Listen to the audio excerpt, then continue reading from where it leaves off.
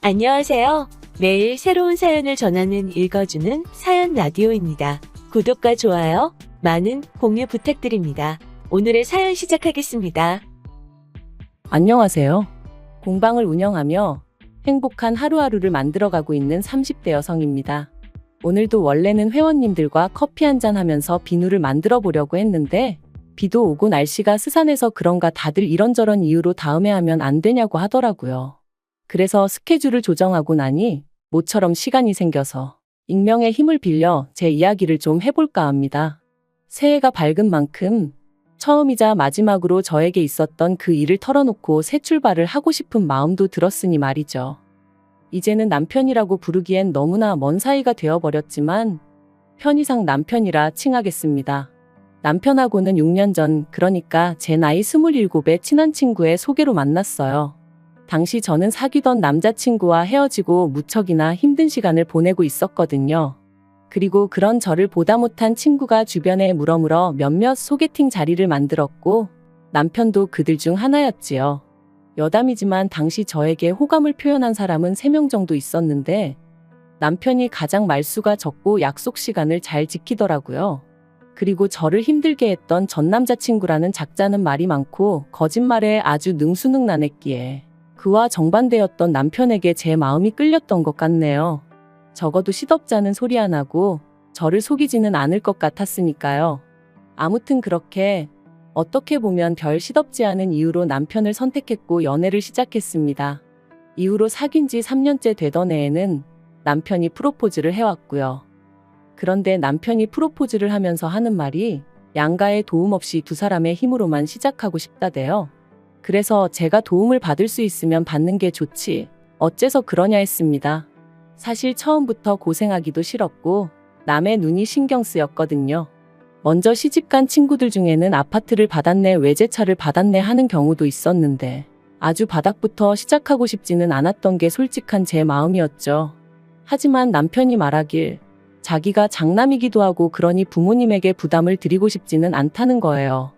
그래서 제가 이 이야기를 친정에 전하니 친정아버지는 그게 무슨 똥자존심이냐며 화를 내셨습니다. 그리고는 자식이 안 받는다고 해도 부모 마음이란 게 그런 게 아니라면서 아마 결혼 이야기 나오면 그쪽에서 먼저 얼마라도 해줄 거라 들 테니 저더러 걱정 말라 하시더라고요. 그런데 이게 웬걸, 상견례 자리에서도 시부모님은 돈에 관련돼서는 한마디도 없으시대요. 그저 고장난 로봇처럼 다 큰 애들이 좋아서 한다는데 알아서 할 거란 소리만 하셨으니까요.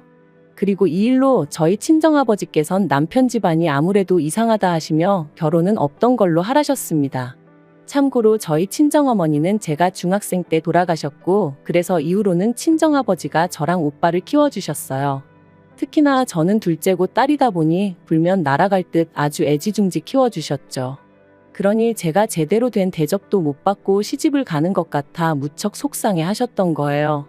하지만 당시에 저는 그런 친정아버지의 속내는 이해하지 못하고 그저 결혼을 반대하신다는 사실이 야속하게만 느껴졌습니다. 한편으론 그런 시부모님에게 꼼짝도 못하고 눈치만 보는 남편이 너무나 신경 쓰였고요. 어째서인지 남편은 어떻게든 내가 챙겨야겠다는 그런 생각까지 하면서 말이죠. 그래서 못 헤어진다고 친정아버지 앞에서 울고 짜고 말 그대로 난리를 쳤어요. 그리고 결국 자식 이기는 부모 없다며 친정아버지께서 그렇게 남편과의 결혼을 허락해 주셨습니다. 신혼살림도 친정아버지의 도움을 받아 아파트에서 시작할 수 있었고요. 그런데 그렇게 결혼식을 올리고 얼마 지나지 않았을 때였어요. 회사 창립 기념일이라 저는 집에 남게 되었고 남편은 평소와 다름없이 출근을 했는데 막상 모처럼 혼자 집에 있으려니까 뭔가 어색한 거예요. 그래서 뭘 할까 고민하다 마침 날씨도 여름에서 가을로 넘어가고 있겠다. 집 청소나 하면 딱이겠다 싶더라고요. 그래서 안방부터 시작해 평소에 손이 잘 닿지 않았던 부분들까지 구석구석 쓸고 닦기 시작했습니다. 그리고 그때 남편의 책장 가장 윗칸에서 오래된 사진 몇 장이 떨어졌는데 사진 속 꼬마가 낯설지 않았죠. 바로 저희 남편이었으니까요. 사실 몇 번이나 예전부터 남편에게 어렸을 때 사진 좀 보여달라고 했었는데 그럴 때마다 이사하면서 다 없어졌다고 했었는데 이렇게 버젓이 몇 장씩이나 가지고 있었다니 반갑기도 하면서 동시에 황당하고 어이없기까지 하더라니까요. 그리고 그때 어린 남편을 애정어린 눈빛으로 바라보고 있는 웬 여자분이 제 눈에 들어왔습니다. 제가 한번 본 사람 얼굴을 쉽게 잊지 않는 편인데 결혼식 때 본 친척분들도 아니었고 정말 처음 보는 분이더라고요. 게다가 어쩐지 남편이랑 닮은 것도 같고 그래서 그때부턴 청소고 뭐고 오로지 남편의 퇴근만을 기다렸습니다. 이게 다 뭐냐고 묻고 따질 생각만 하면서 말이죠. 이윽고 시간이 흘러 7시가 좀 넘어가니 평소와 다름없이 남편이 집에 왔고 저는 그런 남편에게 사진들을 들이밀며 이건 뭐냐고 물었어요. 어렸을 때 사진은 다 없어졌다더니 보란듯이 당신 방에 있더라고. 서운하고 섭섭하다 뭐 그렇게 이야기를 했던 것 같아요. 그리고는 옆에 이 여자분은 누구냐니까. 남편이 저를 한참 동안 말없이 쳐다보더니 자기가 사실 말하지 않은 게 있다면서 얘기 좀 하자더라고요. 잠깐이었지만 거실에서 식탁으로 자리를 옮기는데 5만 가지 별의별 상상이 다 되었습니다. 드라마를 너무 봤나? 말도 안 되는 생각들이 머릿속을 스치더라니까요. 그리고 그렇게 몇 분간의 시간이 흐르고 남편이 하는 말이 지금의 시어머니는 자기의 계모랍니다. 남편을 낳아주신 친어머니는 오래전 지병으로 돌아가셨고 이후로 아버님이 지금의 어머님과 재혼을 하셨다고요.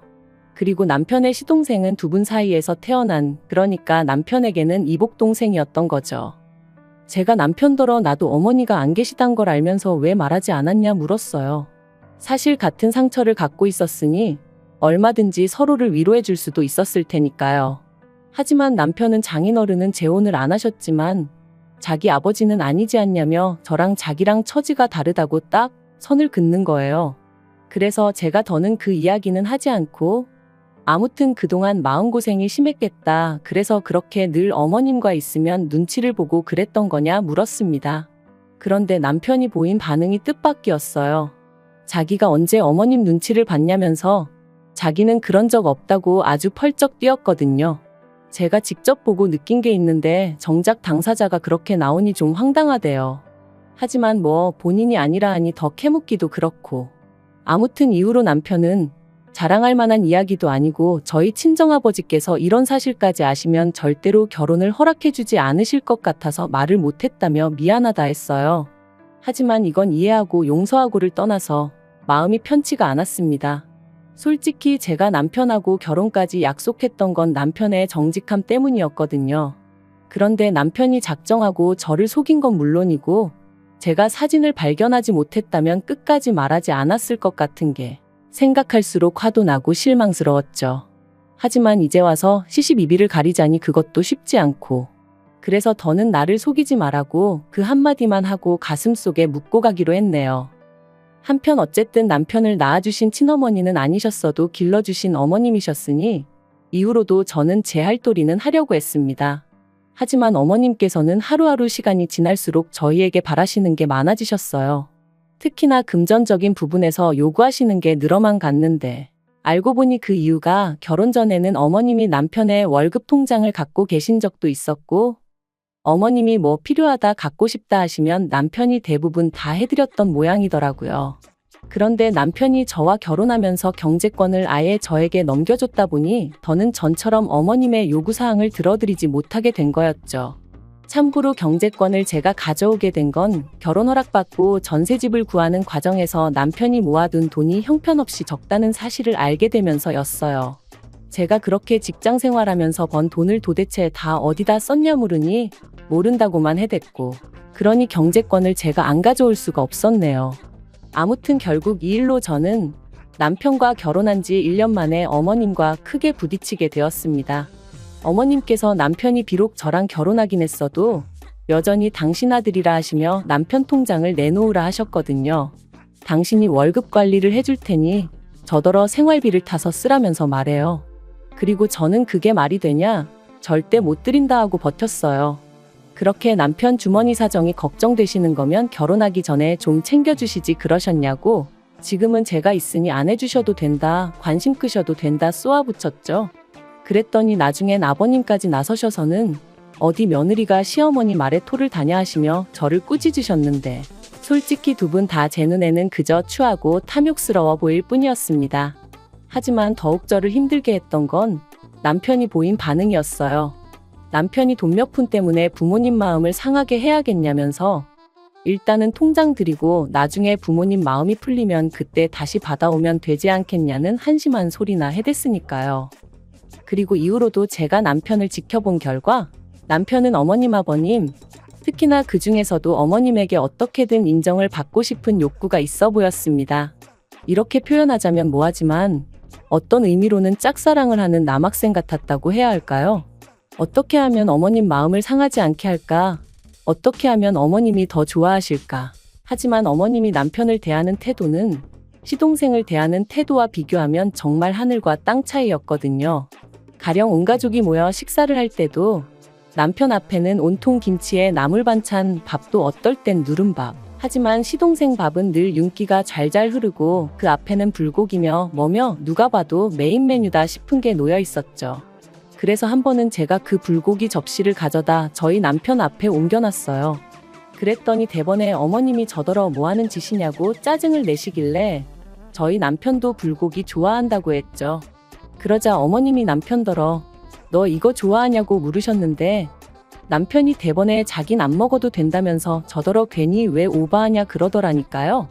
그리고 이후로도 이와 비슷한 일은 몇 번이나 있었고 그럴 때마다 오로지 어머님 기분만을 살피는 남편을 보고 있자니 안쓰럽고 한편으론 섭섭한 생각에 제 속만 까맣게 타들어갔네요.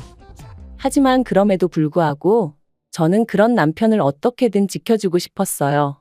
남편에게 진짜 가족이 뭔지 알려주고 싶었죠. 하지만 남편은 끝까지 제 마음을 알아주지 않았는데 재작년 여름이었습니다. 모처럼 고향에서 열리는 동창회에 다녀오신다며 친정아버지께서 1박 2일로 여행을 떠나셨어요. 평소라면 차를 가져가셨을 테지만 그날은 어째서인지 고속버스를 타고 가신다 하셨죠. 그런데 이튿날 이제 곧 버스 탄다는 통화를 마지막으로 세상을 떠나셨습니다. 운전기사가 졸음운전을 하다 그만 중앙분리대를 들이받았고 그대로 반대편에서 오는 덤프트럭과 부딪혔다나요?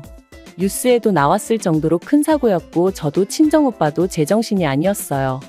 평소에도 누구보다 건강관리에 힘쓰시던 아버지셨기에 그렇게 허무하게 세상을 떠나실 거라곤 꿈에도 생각해 본 적이 없었으니까요.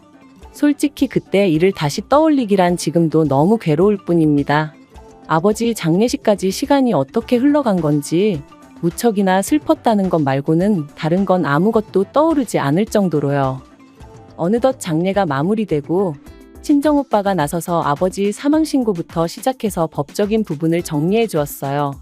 그리고 오빠와 제가 아버지 재산을 반반씩 물려받게 되었는데 보험금까지 더해지면서 거진 7억 가까이 되는 큰 돈을 받게 되었더라고요. 저는 이 일을 마음 같아선 남편에게조차 비밀로 하고 싶었습니다. 하지만 그게 마음먹은 대로 쉬운 일은 아니었어요. 그래서 남편에게 당신만 알고 있고 시부모님이나 시동생에게는 꼭 비밀로 하라고 신신당부를 했는데 설마 했더니 역시나 지켜지지 않았습니다. 남편이 알게 되고 일주일도 지나지 않아 어머님이 연락을 해오셨거든요. 그것도 처음 들어보는 세상 다정한 목소리로 말해요. 어머님은 이제껏 며느리랑 데이트 한번 못 해봤다는 너스레를 떠시며 저더러 만나자 하셨습니다. 그런데 막상 카페에 도착하니 그 자리엔 어머님만 나와 계신 게 아니었어요. 아버님도 시동생도 그리고 심지어 남편까지 나와 있었거든요. 어머님은 단도직입적으로 이야기하겠다 하시더니 사돈이 재산을 꽤 많이 남기셨다 들었다며 저더러 앞으로 그 돈으로 뭘 할 거냐 물으셨습니다. 저는 아무것도 안 할 거라고 대답했고요. 실제로 당시엔 돈이고 뭐고 계획을 세우고 그럴 만한 마음의 여유도 없었던 게 사실이었죠. 그런데 제 말뜻을 어머님은 어떻게 이해를 하신 건지 그럼 잘 되었다 하시면서 그중 3억을 당신한테 달라셨습니다. 어이가 없어서 왜 그러시냐고 물으니 시동생 장가도 가야 하고 당신들 사는 아파트도 너무 낡아서 이사를 갈까 하신다나요? 황당해서 그러니까 그 돈을 왜 저한테 달라시냐고 물었어요.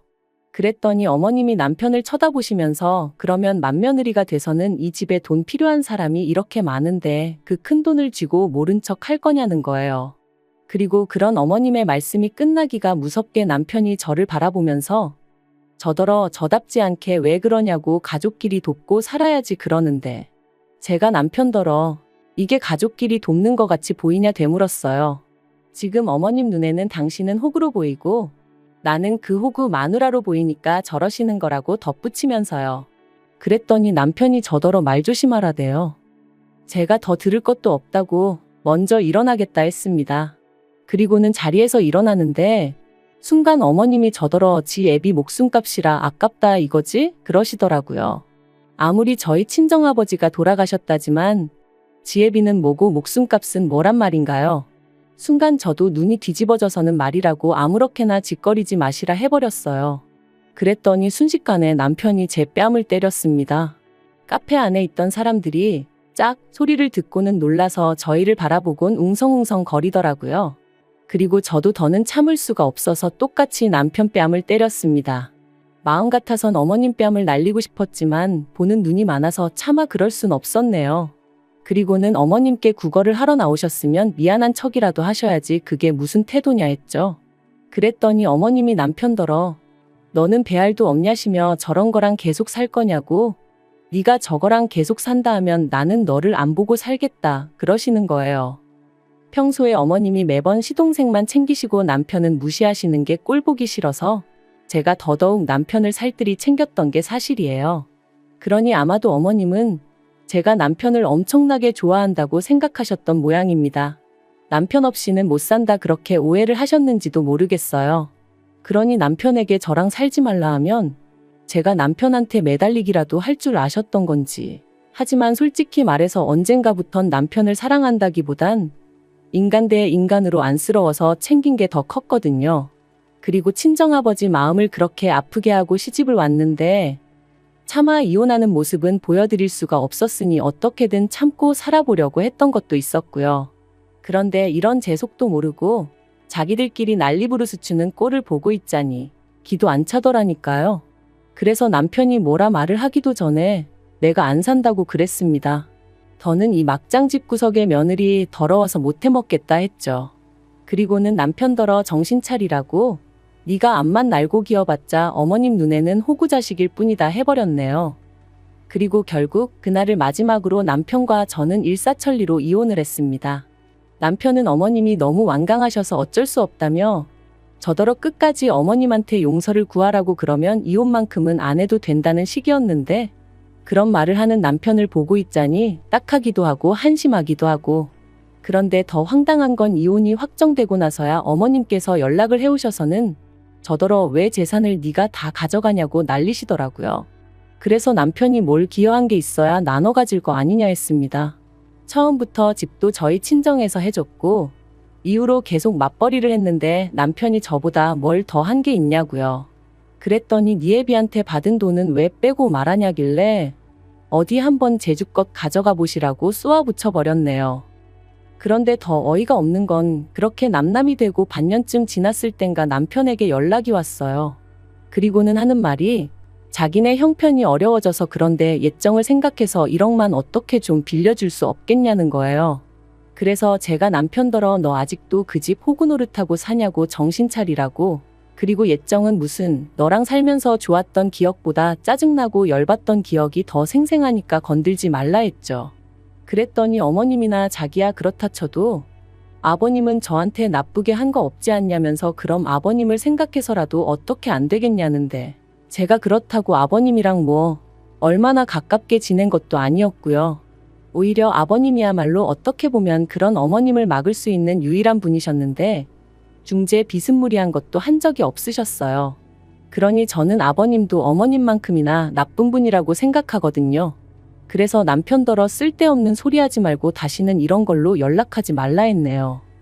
그리고 저는 아버지가 남겨주신 재산을 어떻게 하면 의미 있게 쓸 수 있을까 오랫동안 고민하다가 그간 힘들게 지냈던 게 억울하기도 하고 그래서 제 나름대로 삶의 여유와 행복을 찾고자 공방을 열었습니다.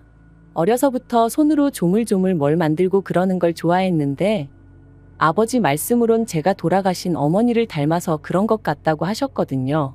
그래서 공방 일을 할 때면 그리운 부모님과 같이 있는 기분이 들기도 해요. 한편 다행히도 오픈 직후부터 지인들의 입소문 덕분에 회원들이 조금씩 늘어서 저 하나 먹고 살 만큼은 벌고 있어요. 이만하면 하늘에 계신 부모님도 저를 보고 크게 걱정은 안 하시겠죠? 이제 지난 과거는 잊고 앞으로 제가 만들어갈 행복만 생각하며 살겠습니다. 긴 이야기 들어주셔서 감사합니다. 오늘의 사연은 여기까지입니다. 구독과 좋아요, 알람 설정해주시면 앞으로 더 좋은 사연으로 찾아오겠습니다. 감사합니다. 감사합니다. 감사합니다.